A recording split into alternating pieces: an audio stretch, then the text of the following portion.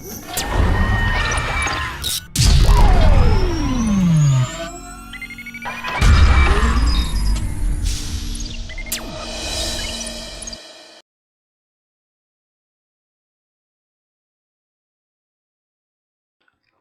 dear students, how are you?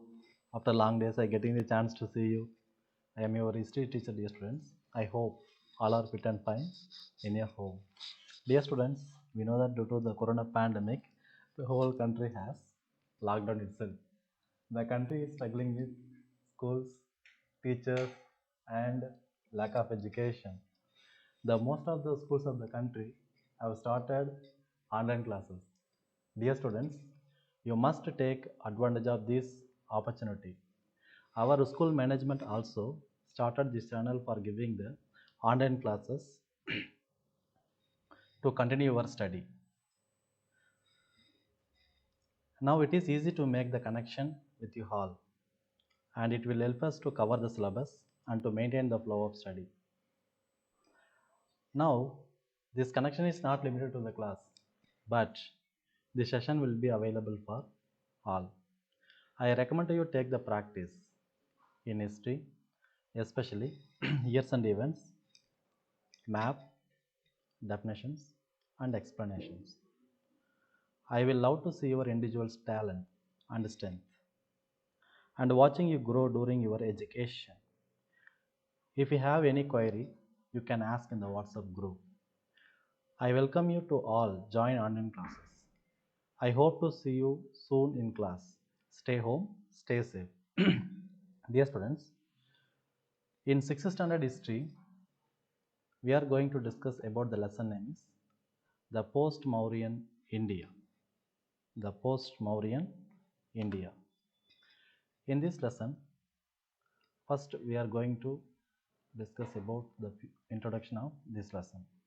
The breakup of Mauryan Empire resulted in the invasions of Sakas, Scythians, Parthians, Indo-Greeks or Bactrian Greeks and Kushanas from the northwest.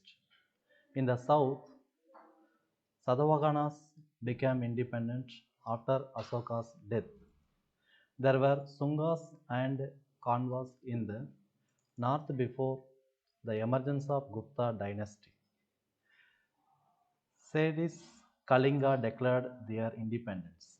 It has to be noted here that though Magadha ceased to be the premier state of India, it continued to be a great center of Buddhist culture. Next, we are going to discuss about the topic name is dear students, sources, archaeological sources, inscriptions. Ayodhya inscriptions of Dhanadeva, Persepolis, Nakshi Prostam inscription, Moga, Taxila copper plate, Junagadh, Girnar inscription, Nasik Prasasti inscription of Darius. Next, we are going to discuss about coins. Coins of Sadavahanas, coins of Kothpises, Chu, Roman coins. Literary sources Puranas, Gargi Samkhita, Arshasarida of Banabhatta, Mahabhasya of Patanjali, Brihaskata of Gunadaya, Madhyamika Sutra of Nagarjuna, Buddhasarida of Ashwagosha, Malavika Nimitra of Kalidasa. Foreign notice. Yun Tisang, the Chinese Buddhist monk and traveler. Next, we are going to discuss about Sungas and Kanvas in the north. The last Mauryan emperor Brihadrata was assassinated by his own general Pushyamitra Sunga, who established his Sunga dynasty in Magadha. Pushyamitra made Pataliputra as its capital. Pushyamitra's kingdom extended westward to include Ujjain and Vidisha. He successfully repulsed the invasion of Bactria king Menandar, but Menandar managed to keep Kabul and Sindh. Pushyamitra battered an attack from the Kalinga king Karavela. He also conquered Vidarbha, follower of Vedic region. He performed two Ashwamedha yagnas or sacrifice to assert his imperial authority. During the Sunga period, stone was replaced by wood in the railings and the gateways of the Buddhist stupas, as seen in Barhut and Sanchi. Pushyamitra was succeeded by his son Agnimitra. This Agnimitra is said to be the hero of Kalidasa's Malavika Nimitra. The drama also refers to the victory of Vasumitra, Agnimitra's son, over the Greeks on the banks of the Sindhu River. The weak successors of Sungas constantly faced threats from the Indo-Bactrians and Indo-Parthians.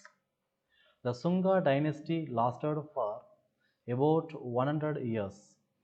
The last Sunga king was Devabhuti. He was killed by his own minister Vasudeva Kanva. Vasudeva established the rule of Kanva dynasty in Magadha. Next, we are going to discuss importance of the Sunga period.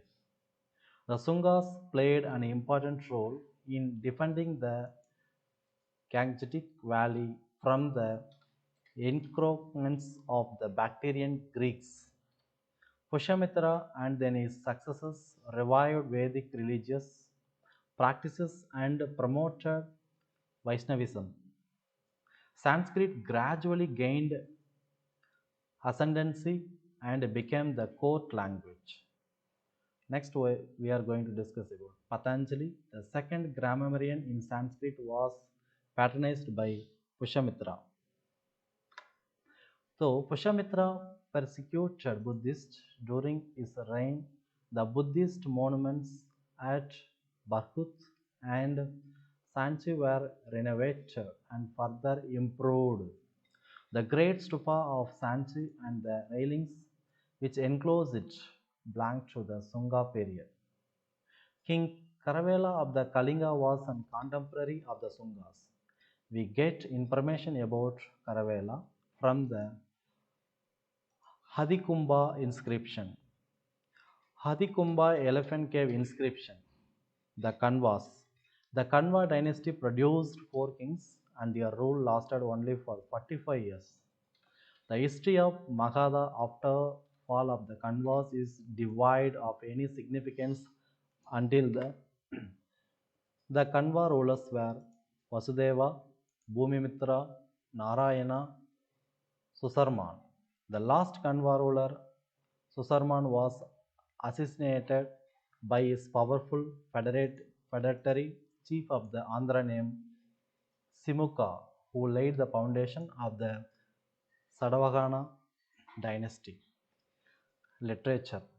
The Sadavahana king Hala was himself a great scholar of Sanskrit.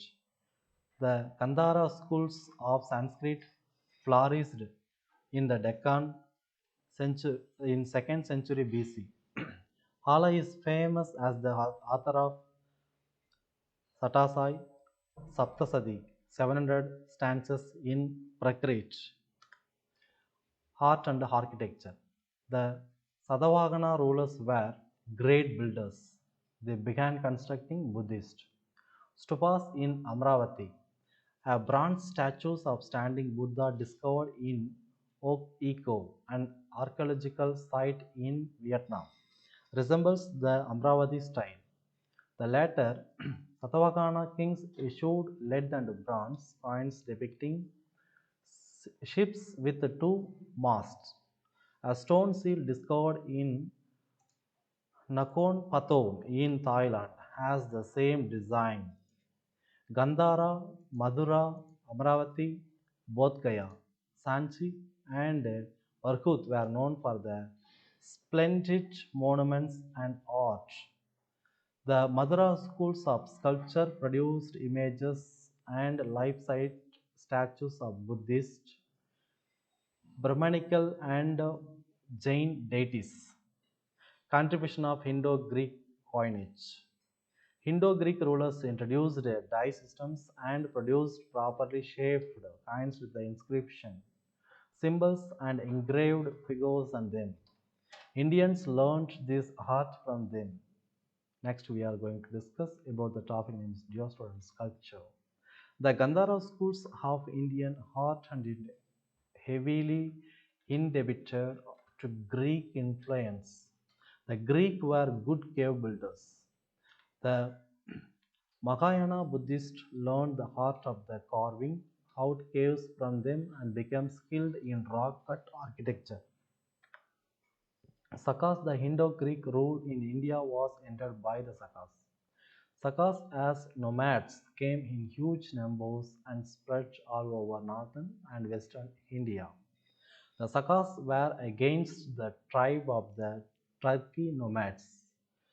Sakas were Scythians, nomadic ancient Iranians, and known as the Sakas in Sanskrit.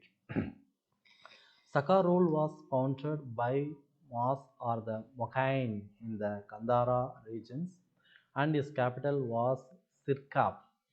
His name is mentioned in Mora inscription. His coin bore images of Buddha and Shiva.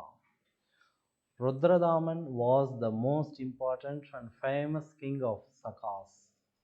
His Junagadh Girnar inscription was the first inscription in cast Sanskrit in India.